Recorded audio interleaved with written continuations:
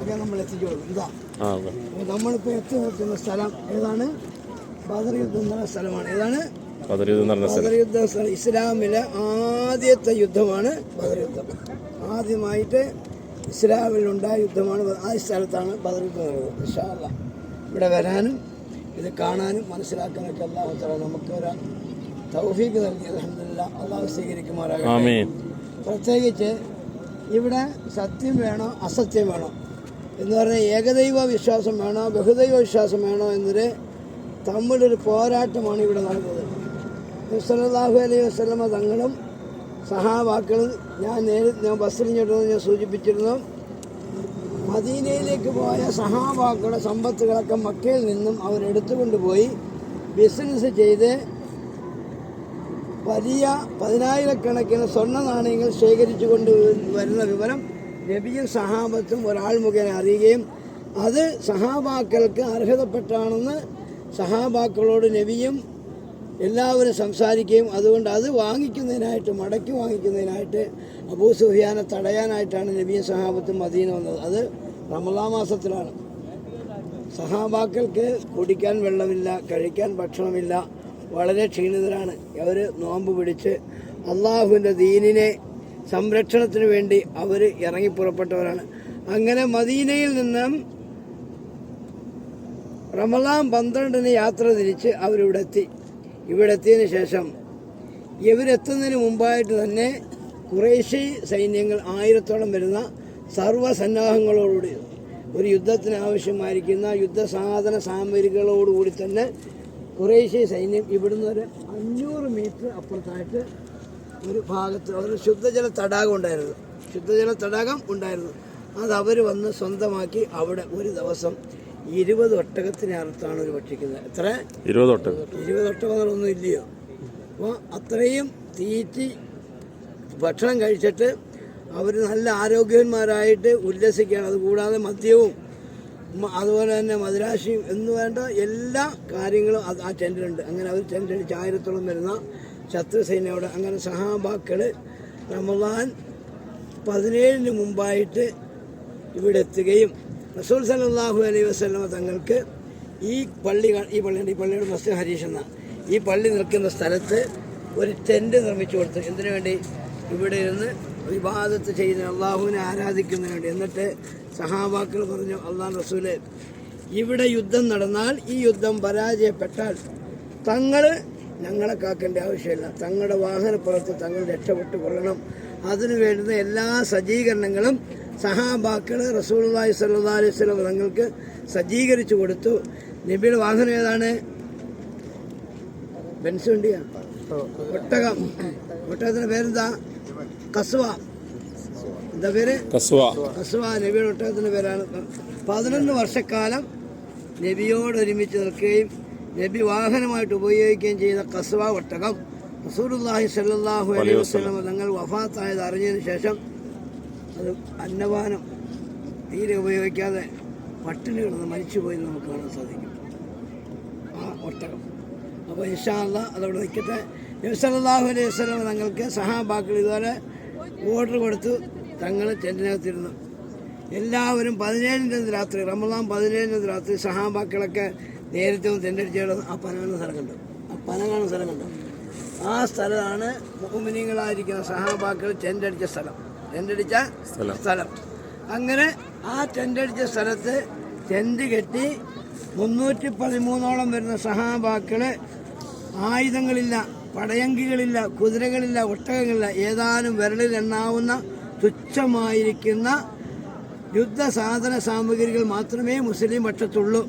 ബാക്കി പിന്നെ അവരുടെ കയ്യിലുള്ളത് ഈമാനാണ്. അള്ളാഹു ഞങ്ങളെ സംരക്ഷിക്കും, അള്ളാഹു വിജയിപ്പിക്കും എന്നുള്ള ഒരൊറ്റ ഈമാനല്ലാതെ വേറൊരു ഈ 1000-ഓളം വരുന്ന സർവ്വസന്നാഹത്തോട് വന്ന സൈന്യത്തെ ഏറ്റുമുട്ടാൻ പാകത്തിലായ ഒരു സാധന സാമഗ്രികളും സഹാബാക്കളുടെ കയ്യിലില്ല. പക്ഷേ അവരുടെ കയ്യിൽ എന്തുണ്ട്? വിശ്വാസമുണ്ട്, ഈമാനുണ്ട്. അപ്പോൾ സഹാബാക്കളെല്ലാം വളരെ ക്ഷീണിതരാണ്. ഭക്ഷിക്കാൻ ഭക്ഷണമില്ല, കുടിക്കാൻ വെള്ളമില്ല, ഒക്കെ എല്ലാവരും ക്ഷീണിച്ച് അവശരായി തളർന്ന് കിടന്നുറങ്ങുന്ന സമയത്താണ് അള്ളാഹുവിൻ്റെ ഒരു പരീക്ഷണം. അവരിൽ ഒട്ടുമിക്ക ആൾക്കാർക്കും ജനാബത്തുണ്ടായി, സ്വപ്രസ്കരണമുണ്ടായി, ഇന്ദ്രിയം പുറപ്പെട്ടു. അങ്ങനെ കുളിക്കാൻ കുളി നിർബന്ധമാകുന്ന അവസ്ഥയിലായപ്പോൾ കുളിക്കാൻ വെള്ളമില്ല, ഉദു എടുക്കാൻ വെള്ളമില്ല. സഹാബാക്കളെല്ലാം ഞെട്ടിയെടുത്ത് പരസ്പരം പറയുകയാണ് എന്ത് ചെയ്യും. അവസാനം റസൂലുള്ളാഹി സ്വല്ലല്ലാഹു അലൈഹി വസല്ലം തങ്ങളിലേക്ക് അറിയിക്കപ്പെട്ടു. നബി സല്ലല്ലാഹു അലൈഹി വസല്ലമ സുജൂദിൽ നിന്ന് എഴുന്നേറ്റ് 2 കൈകൾ ആകാശത്തേക്ക് ഉയർത്തിക്കൊണ്ട് അള്ളാഹുവിനോട് ദുആ ചെയ്തു മഴയ്ക്ക് വേണ്ടി. അന്നേരം തന്നെ അള്ളാഹു സുബ്ഹാനഹു വ തആല ഒരു വലിയ കാർമേഘത്തെ ഇവിടെ കൊടുക്കുകയും ഒരു തുള്ളിക്ക് ഒരു കുടം എന്നതിന് പോരാ അതിനപ്പുറത്തായിട്ടുള്ള മഴ വളരെ ശക്തിയായി വർഷിക്കുകയും ഈ മഴയുടെ ശക്തി കൊണ്ട് വെള്ളപ്പാച്ചിൽ കൊണ്ട് ശത്രു സൈന്യഭാഗത്തുണ്ടായിരുന്ന വലിയ ശുദ്ധജല തടാകം പൊട്ടി ഒലിച്ച് നേരെ ഈ ഭാഗത്തേക്ക് വന്നു. നബി സല്ലല്ലാഹു അലൈഹി വസല്ലം അവിടുന്ന് ഓർഡർ കൊടുത്തു, മഴ പെയ്താൽ സഹാബാക്കളെ നിങ്ങൾക്ക് കുളിക്കാനും കുടിക്കാനും നിങ്ങൾക്ക് ഉപയോഗിക്കാൻ ആവശ്യമായിരിക്കുന്ന ശുദ്ധജലം നിങ്ങൾ തയ്യാറാക്കി വെക്കണം, സൂക്ഷിച്ചു വെക്കണം. ലോകത്താദ്യമായി മഴവെള്ള സംഭരണി നടപ്പാക്കിയത് ആരാണ്? വലിയ സ്കൂളുകളിൽ മറ്റുള്ളൊക്കെ പഠിപ്പിക്കുന്നത് മഴവെള്ളം സംഭരിക്കണം എന്നൊക്കെ പറഞ്ഞ് മഴവെള്ളക്കിണറൊക്കെ അക്കാലത്ത് ബദർ യുദ്ധം നടന്ന സമയത്ത് നബി സല്ലല്ലാഹു അലൈഹി വസല്ലം സഹാബാക്കളോട് പറഞ്ഞു, നിങ്ങൾ വെള്ളം ശുദ്ധീകരിച്ച് നിങ്ങൾ സൂക്ഷിച്ചു വെക്കുക നിങ്ങളുടെ ആവശ്യത്തിന് വേണ്ടി. ചുരുക്കി പറഞ്ഞാൽ ഇവിടെ ഒരു ഹൗദുണ്ടാക്കി. സഹാബാക്കൾ ഒറ്റ രാത്രി കൊണ്ട് ഹൗദുണ്ടാക്കി.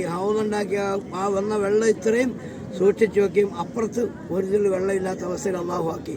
അവർക്ക് ഉപയോഗിക്കാൻ ഒരു തുള്ളി വെള്ളം ഇല്ലാതായി. കാരണം വെള്ളം എടുക്കണമെങ്കിൽ പിന്നെ അവിടുന്ന് ഇവിടെ വരണം, ഇവിടെ വന്ന് കൊണ്ടുപോകാൻ പിന്നെ ഏറ് താമസിക്കും ഇല്ല. അങ്ങനെ സഹാബാക്കൾ വളരെയധികം ത്യാഗം ചെയ്തുണ്ടാക്കിയ ഹൗദിൽ നിന്നും ഓരോരുത്തരായ ശത്രുസാന്നിധ്യത്തിന് വെള്ളം എടുക്കാൻ വന്നപ്പോൾ അവരുമായിട്ട് ഏറ്റുമുട്ടി ഓരോരുത്തരായിട്ട് ആദ്യം വധിക്കപ്പെടുകയും അങ്ങനെ യുദ്ധത്തിന് തുടക്കം കുറിക്കുകയും ഇബ്ലീസാണ് ശത്രുഭാഗത്ത് യുദ്ധത്തിന് നേതൃത്വം നൽകിയത്. അബൂജഹലിന്റെ കൈ പിടിച്ചുകൊണ്ട് യുദ്ധം നിയന്ത്രിച്ചത് ഇബ്ലീസാണ്. അങ്ങനെ യുദ്ധം നടന്നുകൊണ്ടിരിക്കുന്ന സമയത്താണ് അള്ളാഹുവിന്റെ സഹായം ബഹുമാനപ്പെട്ട മുഖറബായ മലക്ക് ജിബ്രീൽ അലൈഹിസ്സലാം, മീകായിൽ അലൈഹിസ്സലാം, ഈ 2 മലക്കുകളുടെ നേതൃത്വത്തിൽ ആദ്യം ഒരു 3000 മലക്കുകൾ, പിന്നെ 2000 മലക്കുകൾ, അങ്ങനെ ടോട്ടൽ 5000 മലക്കുകൾ. 5000 മലക്കുകൾ ഇറങ്ങിയ ഒരു മലയാണ് ജബലുൽ മലായിക്ക. ആ കാണുന്ന മലയാണ് ചെറിയ മല. കണ്ട ആ ചെറിയ മല ജബലുൽ മലായിക്ക, മലക്കുകൾ ഇറങ്ങിയ സ്ഥലമാണ് കാണുന്നത്. അപ്പോൾ 5000-ഓളം മലക്കുകൾ ബദറിൽ ഇറങ്ങി. നബിക്ക് കാണാം, ഇബ്ലീസിനും കാണാം, പക്ഷേ വേറെ ആരും കാണുന്നില്ല. ഇബ്ലീസ് മലായിക്കത്തുകൾ ആകാശത്തും കൂട്ടമായി ഇറങ്ങുന്ന കണ്ടുകൊണ്ട് അബൂജഹലിൻ്റെ അടുത്ത് നിന്നിട്ട് ഇവിടെ നിന്നാൽ ഇനി പന്തിയല്ല എന്ന് മനസ്സിലാക്കിക്കൊണ്ട് അബൂജഹലിനുമായിട്ട് ഉടക്കാൻ തുടങ്ങി. അങ്ങനെ ഉടക്കിയിട്ട് അബൂജഹലിൻ്റെ കൈ തട്ടി മാറ്റിക്കൊണ്ട് പല പ്രാവശ്യം പോകാൻ നോക്കിയപ്പോഴൊക്കെ അബൂജഹൽ കൈ പിടിച്ച്, എന്താ മനുഷ്യകോലത്തിലാണ് ഇബ്ലീസിക്കുന്നത്, കൈ പിടിച്ച് മാറ്റാൻ നോക്കി. പക്ഷേ അബൂജഹൽ വിട്ടില്ല. അവസാനം ചെയ്ത് ഇബ്ലീസ് പോകാനായി തയ്യാറായപ്പോൾ പിന്നെ ലാൻസാക്കപ്പെട്ട അബൂജഹലിൻ്റെ നെഞ്ചിൽ ഒരു ഇടി കൊടുത്തിട്ട് ഇബ്ലീസ് അവിടെ നിന്ന് അപ്രത്യക്ഷമായി. ആ യുദ്ധത്തിൽ മുസ്ലിമീങ്ങൾക്ക് വളരെയധികം വിജയം കിട്ടുകയും സഹാബാക്കൾ പറയുന്നു, അല്ലാഹുവിൻ്റെ റസൂലേ, ഞങ്ങൾ ശത്രുക്കളുടെ അടുത്തേക്ക് ഞങ്ങളുടെ വാണിങ്ങനെ കാണിച്ചാൽ മതി, അവർ 2 തുണ്ടായി മറിഞ്ഞു വീഴുന്നു, അല്ലെങ്കിൽ അവർ മരിച്ചു വീഴുന്നു, ഞങ്ങൾക്കത് മാത്രമേ അറിയുകയുള്ളൂ, വേറെ എന്താണെന്ന് അറിയില്ല. എന്തായാലും യുദ്ധം കഴിഞ്ഞു. അവിടെ ഒരു കിണറുണ്ടായിരുന്നു, ഉപയോഗശൂന്യമായ കിണറുണ്ടായിരുന്നു. റസൂലുള്ളാഹി സ്വല്ലല്ലാഹു അലൈഹി വസല്ലം എന്ത് ചെയ്തു?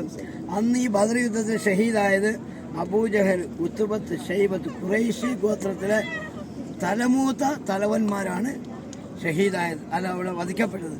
70ഓളം ആൾക്കാർ. എത്ര? 70ഓളം ആൾക്കാരെയും റസൂൽ സല്ലല്ലാഹു അലൈഹി വസല്ലം ആ പൊട്ടക്കിണറ്റിൽ വലിച്ചെറിഞ്ഞു. എന്നിട്ടത് മൂടി. അപ്പോൾ സഹാബാക്കളും ചുറ്റും. അപ്പം എന്നിട്ട് അള്ളാഹു റസൂൽ ആ പൊട്ടക്കിണറ്റിൽ ചൂട്ടിക്കൊണ്ട് ചോദിച്ചു, എൻ്റെ അള്ളാഹു, എൻ്റെ റബ്ബ് എന്നോട് ചെയ്ത കരാറ് പാലിച്ചിരിക്കുന്നത്, നിങ്ങളുടെ റബ്ബ് നിങ്ങളോട് ചെയ്ത കരാറ് പാലിച്ചോ ഇല്ല എന്ന് ആ മരിച്ചു കിടക്കുന്ന അല്ലെങ്കിൽ ആ വധിക്കപ്പെട്ട് കുഴിയിൽ കിടക്കുന്ന ആൾക്കാരെ ചൂണ്ടിക്കൊണ്ട് റസൂൽ ചോദിച്ചപ്പോൾ ഉമർ റളിയല്ലാഹു അൻഹു തുടങ്ങിയ സഹാബാക്കൾ ചോദിച്ചു, അല്ല റസൂലെ, മരിച്ചു പോകാൻ എങ്ങനെ കേൾക്കും? അള്ളാഹു റസൂൽ ഇപ്പോൾ അവരെടുത്ത് ചോദിച്ചു, അവർ കേട്ടോ എന്ന് ചോദിച്ചു. അപ്പോൾ റസൂൽ നേരെ ചോദിച്ചു, ഞാൻ പറഞ്ഞത് നിങ്ങൾ കേട്ടോ? കേട്ട്. എന്നാൽ ഞാൻ പറഞ്ഞത് നിങ്ങൾ കേട്ടതിനേക്കാൾ കൂടുതലായി ആ കുഴിയിൽ കിടക്കുന്ന പൊട്ടക്കിണറ്റിൽ കിടക്കുന്ന മരണപ്പെട്ടവർക്ക് നബിയിന റസൂലുള്ളാഹി അതിന്റെ അടിസ്ഥാനത്തിലാണ് മരണപ്പെട്ടവർക്ക് സലാം പറഞ്ഞാൽ അത് ആര് കേൾക്കും എന്ന് പറയുന്നത്? മരണപ്പെട്ടവര് കേൾക്കും. അവർക്ക് അല്ലാഹു തആല റൂഹ് മടക്കി കൊടുക്കും.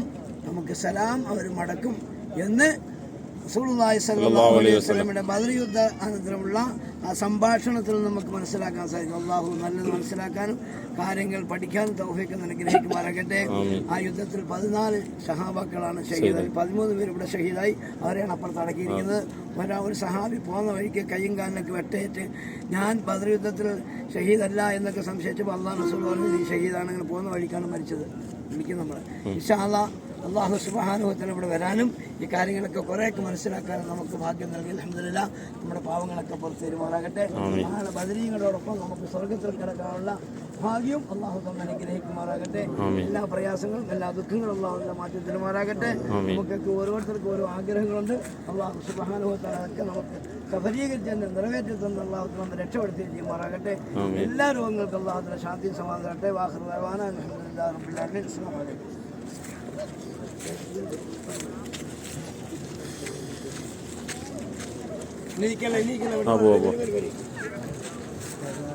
കുറച്ചുകൂടെ പൊക്കുന്ന കാണാൻ പറ്റും.